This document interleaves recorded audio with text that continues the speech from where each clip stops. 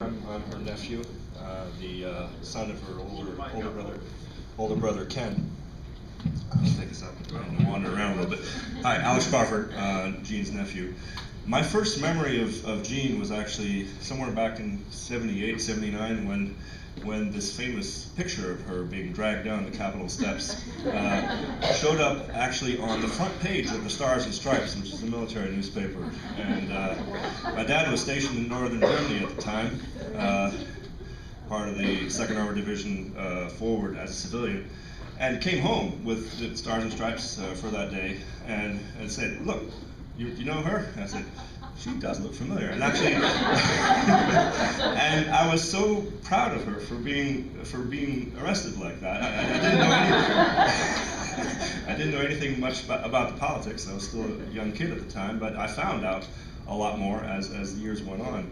And then, starting in college from Boston, I finally started migrating back out to, because I grew up in Europe mostly, I finally started migrating out to Crawfordsville in Indiana to visit my grandparents, about on average once a year, sometimes twice. And what really made an impression upon me is that it took me years to realize this. She would drive out there pretty much every time I came. And first of all, I didn't realize she was driving. There's always a strange colored car parking in the driveway. Then I realized, she actually did drive, and it actually does take 10 hours to do that. And so she was there every time. And so, as many of you know, my grandmother, her mother passed away in 2009, end of August, beginning of September.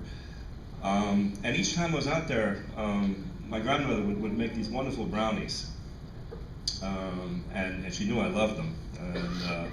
And then I was one of my petty concerns was after my grandmother was gone. I mean, I wouldn't be able to eat these brownies anymore.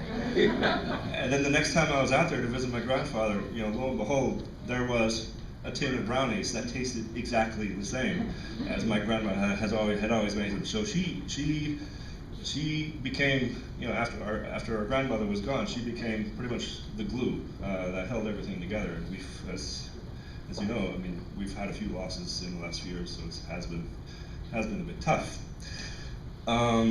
And one other story I want to share is that sometime in 2007, in the middle of the year, I was, doing my thing there in Europe. I'm a scientist, and I was going to scientific meetings. And sometime in the middle of the year, I became convinced I just really need to say to this European scientific audience who didn't know, I think probably didn't care, I think Barack Obama is going to be the next president of the United States.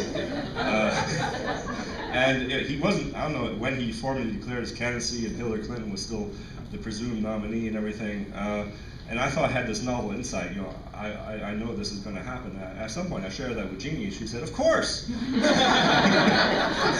And so I found a real, kindred spirit in politics, and how she was really, as we heard here, really on the forefront of that. And I think the last little thing I just wanted to mention, in December, finally made it out to, I have a daughter who's 4 years old, and I brought her out to Crawfordsville for the first time in 2010, when she was about 9 months old. And of course, Jeannie was there for that. And I'd been out there, a few times since then, but without my daughter, because it's a bit of a trek for her, all the way from Europe. And then, so finally, the second visit of my daughter out to the farm in December, Jeannie drove out, even though she was pretty sick, and she drove all the way back, and that was her last round trip. And she was a wonderful aunt and a wonderful person, and I'm just going to miss her a lot. Thanks.